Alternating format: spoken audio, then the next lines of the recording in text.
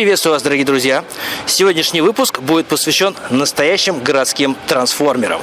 Это, скажем так, с виду монстры, но при этом они очень комфортны и неприхотливые. То есть можно и по бездорожью, и комфортно по городу поездить. Посмотрим, на что они способны, попрыгаем, поскачем на них, разберем, поездим.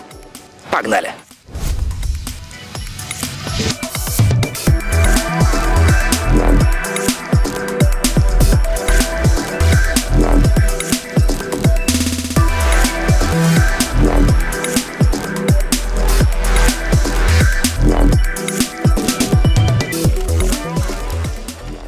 Общий вес 83 килограмма.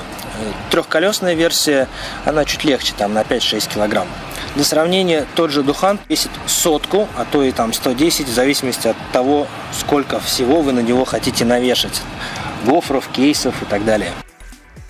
Здесь у нас рулевая стойка складная, так же, как и на всех моделях Тиверан. Что касается Духана, то он у нас не складной, это просто огромная табуретка, которую действительно нужно закатывать либо сразу в гараж, либо оставлять на улице. Ни в какой лифт он у вас не поместится. Давайте сложим, посмотрим, как это выглядит. Стоит отметить, что очень не хватает какого-то зацепа или фиксации рулевой стойки, как на всех остальных моделях Тиверан. На Тиверан Тетра многорычажная подвесочка и спереди, и сзади. Амортизатор здесь обычный, воздушно-пружинный, размер 180 мм. Для сравнения, на Духане стоит амортизатор 200 мм. Но у нас только спереди многорычажка, сзади уже мотор-колесо. Если бюджет позволяет, можно сюда поставить амортизатор RockShox. Если что-то более бюджетное, соответственно, можно и DNM подобрать с настройками, с блокировками, со всеми делами. Давайте посмотрим, как они себя ведут, эти рычаги, как отрабатывает в целом подвеска.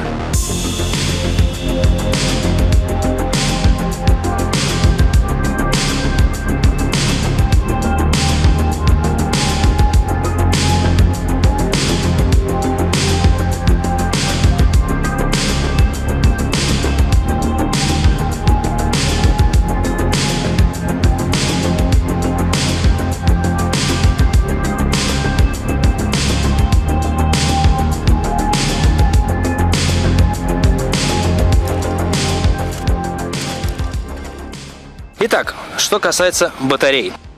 На Духане у нас две съемные батареи в таких вот кейсах, достаточно прочные кейсы. Рабочее напряжение 60 вольт, максимальное 67,2. И каждый кейс вмещает у нас по 26 ампер-часов. Ячейки здесь 18650. Либо LG, либо Panasonic, в зависимости от года и партии поставщик меняется. На Тиверане, как и на всех больших мощных моделях этого производителя, батареи там собраны на пакетах СК 60 вольт, 60 ампер-часов. Один из самых больших для таких габаритов пробег. В экономном режиме на Духане можно проехать ориентировочно около 70 км, 70-80 км. Ну а на Тиверане в экономном режиме можно проделать до 100. Силовая установка. Здесь контроллеры синусные, 4 штуки. Каждый по 37 ампер. Чтобы свести попадание влаги к минимуму, они достаточно хорошо изолированы. Каждый контроллер с термодатчиком. Температура отображается на дисплее. На трехколесной версии Тетра всего один мотор номинальной мощностью 1500 Вт. Также есть версия на 4 колесах с двумя моторами и топ-версия на 4 моторах по 1500 Вт.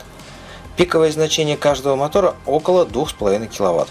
На Духан также синусный контроллер, но естественно всего один. Пиковые батарейные токи 55 ампер. У этого контроллера потенциал гораздо больше, но, к сожалению, производитель не предусмотрел возможность его настройки.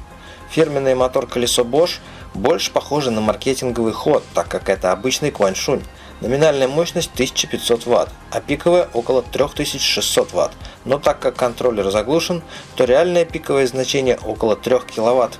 В целом, сравнивать эти два девайса по мощности и динамике было бы действительно не очень корректно. Именно поэтому у нас планируется вторая часть данного обзора, в которой мы будем дорабатывать полностью выкинем все, что стояло на Духане, поставим новый мотор, контроллер, проводку, батарею. Это будет 72-вольтовый конфиг. И вот после этого мы действительно можем сравнить их и в целом, как он будет разгоняться до своей крейсерской сотки. Едем дальше. На каждую ручку приходится по 2 тормоза. Спереди и сзади на каждом колесе установлен ротор 180 мм и двухпоршневая гидравлическая система. Также, помимо механической системы, во время торможения работает рекуперация. На Духан спереди стоят роторы 160 мм, а на заднем колесе 190 мм. Здесь также стоит двухпоршневая гидравлика, но уже для полноценных скутеров, а не для велосипедов. Стоп-сигнал на Духан так же, как и на скутерах или мотоциклах. На Тетра задний стоп-сигнал небольшого размера, поэтому производитель решил это компенсировать очень просто. Во время торможения вся LED-подсветка загорается красным цветом до тех пор, пока зажата ручка. Отдельно стоит отметить наличие стояночного тормоза на левой ручке Тетра. В итоге, если вес водителя до 90 кг, тормоза более-менее справляются с нагрузкой. Но если решите погонять по бездорожью, а ваш вес за 100 кг, то рекомендуем поменять тормоза на 4-поршневую систему – Magura или Hope. Обновленный 4-дюймовый дисплей со всей необходимой информацией. Спидометр, одометр, скоростные режимы, уровень заряда, температура контроллеров и так далее. Все эти данные, включая расширенные настройки и отдельные разделы для батареи и диодной подсветки, есть в мобильном приложении. Внутри дисплея расположен NFC-чип для разблокировки или выключения квадроцикла. Справа на руле курок газа и кнопки управления минимальными настройками и скоростными режимами. Слева блок управления светом, поворотниками и сигнал. Обновленный передний свет, складная рулевая стойка. Сзади усиленная площадка, в которой предусмотрено место для съемного буксировочного шакла. В целом, рама позволяет адаптировать этот 4-колесный самокат в компактный и шустрый перевозчик. Максимальная грузоподъемность будет ограничиваться не 150 кг, а размером погрузочной площадки спереди или сзади. Произвести любые доработки, стайлинг и установить дополнительное оборудование вы всегда можете в нашем фирменном сервисе Skybike. Все ссылки в прикрепленном комментарии. А нам пора немного прокатиться.